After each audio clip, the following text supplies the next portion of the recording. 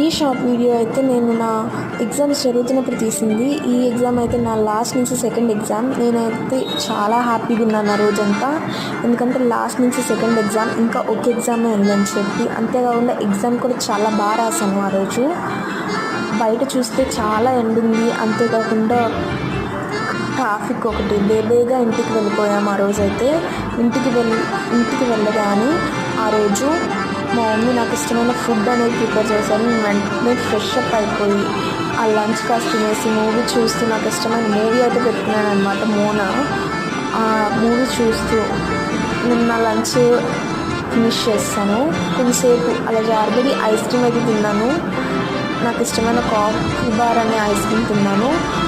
తర్వాత కొంతసేపు అలా పడుకున్న తర్వాత సాయంత్రం లెగిసి నా లాస్ట్ ఎగ్జామ్కి ఏదైతే సబ్జెక్ట్ ఉందో ఆ